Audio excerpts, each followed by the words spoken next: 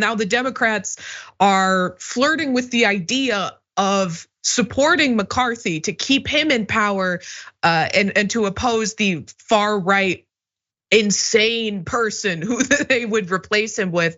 So of course the people who are in favor of making a deal with McCarthy are the moderate members of the Democratic Party. CNN reported publicly Democratic leader Hakeem Jeffries has not weighed in on how he'd want his members to manage a challenge to McCarthy's speakership, saying it's hypothetical at this point. But privately, Jeffries has counseled his members to keep their powder dry, according to multiple sources. What is he, from the past? A recognition it's better for Democrats to keep their options open as the government funding fight plays out. So if the motion to vacate were to be introduced, it would only take 5 GOP members joining all of the House Democrats to remove McCarthy. So if there are 6 members of the Democratic Party who are going to outweigh those members of the Republican Party to support McCarthy, that's how they would help him maintain power. But even the Democrats who are considering this, moderate as they are not considering it in exchange for nothing. They do want to get some help from Kevin McCarthy in exchange for this. CNN reported that members who spoke to CNN made clear that any Democratic help would come at a cost, and their asking price for saving his speakership, Democratic members say, is a bipartisan deal to avoid a shutdown, a route McCarthy is not yet prepared to take, as Republicans are still trying to find consensus on a GOP plan to fund the government. It's a complicated dance for Democrats who don't want to be seen as saving McCarthy, especially after he just launched an impeachment inquiry into President Joe Biden and could open them up to backlash on the left. But some Democrats also fear the potential alternative, a government shutdown, and the prospect of an even more right-wing lawmaker ascending to the speakership if McCarthy is ousted, or the House being paralyzed with no candidate able to win 218 votes to be elected speaker. Brett, I think the most interesting thing about this to me is McCarthy's not a moderate Republican at all. Like, he just has to placate that part of his party now that he is the speaker. This is someone who voted not to certify election results. Like, this is someone who tried to overturn democracy in our country. The idea that like this is the moderate guy that we need to keep out the literal fascist part of the party is crazy, considering he is also part of that wing of the party. Yeah, it's fascinating. You can look at it from all different perspectives, taking your own personal interest out of it and everything. It's like, this is what it looks like when one wing of the party flexes on the establishment, so to speak, of the party. Like Kevin McCarthy is doing that thing that a lot of folks in politics kind of want to / have to do when they get to a certain point. They're trying to, quote, act like the adult. Adult means 2 things. Adult means either you're doing responsible things that are necessary once you realize the full scope of being a grown-up, but also something that happens when you're an adult is you lose that innocence, you lose the fresh eyes on something, you lose the ability to really buck convention because you're not really familiar with those conventions when you're a kid. And when you're an adult, you just you hear people say, I grew up and lost all my dreams, like my children murdered my dreams. Like, that's what Kevin McCarthy's going through. And from a purely using the leverage you have on your establishment perspective, this is what that looks like. So it can go, but then you have to look at the consequences of that. The consequences of using the leverage is what? Like, you're gonna get someone more radical than Kevin McCarthy in there. Their calculus has to be something like what the question that always faces us, which is what does each party's leadership and voter base actually care about?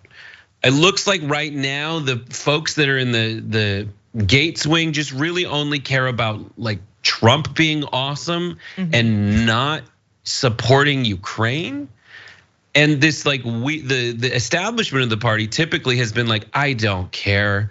I'm not religious, but somehow I have to cater to the anti-abortion religious wackos of my party so I can get in power and cut taxes. Well, the crazies in the Republican Party also want to cut taxes, so maybe they will find some weird marriage somewhere in there that allows someone else to take over.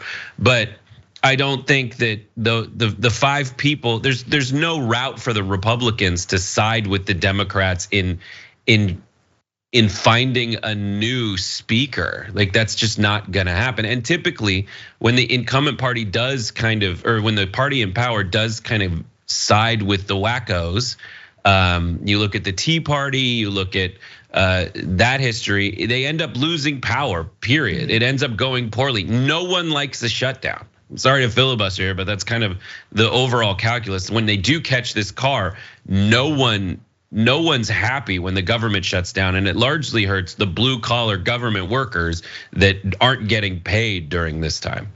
Okay, and speaking of that, because that's a really good point. Actually, I'm gonna pocket that for a minute and say this, because you were talking about like the Trump wing of the party and what they're just essentially, their entire argument here is like Trump is fantastic and we need to worship him. I mean, this is the Republican Party's, they've shot themselves in the foot. They let Trump be their policy decider on every single thing. He was their entire platform. Literally, they didn't even put out an official platform before the 2020 election.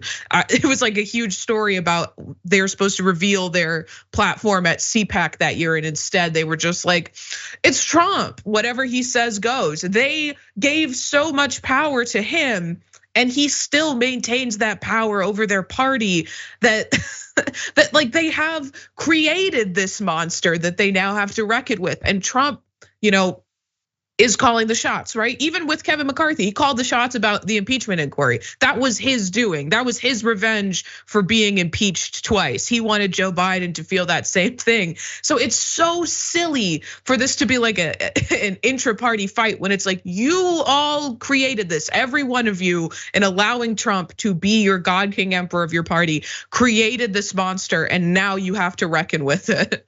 Yeah, and I say the Democrats shouldn't help out McCarthy. There's nothing really in it for them. Unless they get tangible Democrat affiliated goals accomplished, then there's no incentive for them to help McCarthy out. Like they shouldn't do it, but they probably will. They probably just will, and then they will feed into the narrative that both parties are the same. The leadership just wants to stay the leadership. Nothing will fundamentally change, and the little guy will get hurt in all of this because none of their policies that end up making it into the budget actually help blue collar workers in America. And I mean, I feel like if they do try to help him out, is this not just gonna turn into another moment where they're like, oh, we need to boost Trump's profile because he's gonna be easier to run against? And then, wow, how did that work out for you, Democrats? Not very well. And it's so classically American. Like the American public, I don't know if this is like everyone's like this, but people vote for their representatives and then they get the Congress that they voted for and they hate that Congress. And that Congress does stuff that, and the politicians, their leaders, once in power, they have horrible approval ratings because people are, the messaging gets to the people react to it in ways that is catered to that messaging and tested so that will yield exactly what that messaging is supposed to yield. But the people, like, what are our options at the end of it? The Republicans got what they want. They got the House of Representatives. It is wildly fractured. They can't even get to the point where they can start blaming it on the Democrats because it falls apart within their own caucus. No one likes that. And it'll lead to a government shutdown. No one likes that. And then it'll lead to some weird, or it'll lead to some last minute deal making that is just cosmetic to save face. From the get-go and all posturing and no results. No one likes that. No one likes the system. They like it in theory, but in practice, they hate every single step of the way. And it is fascinating because someone like Matt Gaetz was touting that he has tens of thousands of workers who will be asked to work without pay in his district. But he's like, and that's a sacrifice I'm willing to make for you, which I think is a good segue into this last section of the story, that Congress people, members of Congress, get paid during a government shutdown.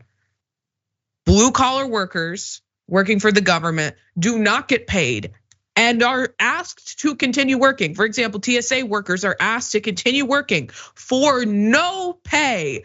Yeah, right. So one Democrat has decided to try to do something about this, and that's Angie Craig, who introduced this bit of legislation from Business Insider. And Wednesday afternoon, Craig announced that she had formally introduced the My Constituents Cannot Afford Rebellious Tantrums, Handle Your Shutdown Act, also known as the McCarthy Shutdown Act.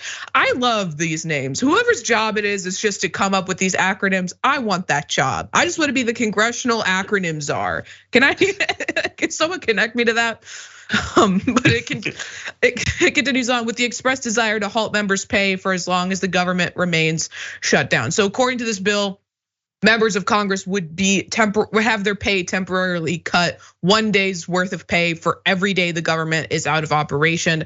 And then they would receive the full amount at the end of the congressional session, because it is difficult, the way that the salaries are made, you cannot technically completely eliminate that, but they would not be getting it during the time that Congress is shut down. So it would be very well supported by the public, especially by the people who actually do not receive their pay during the time of a government shutdown.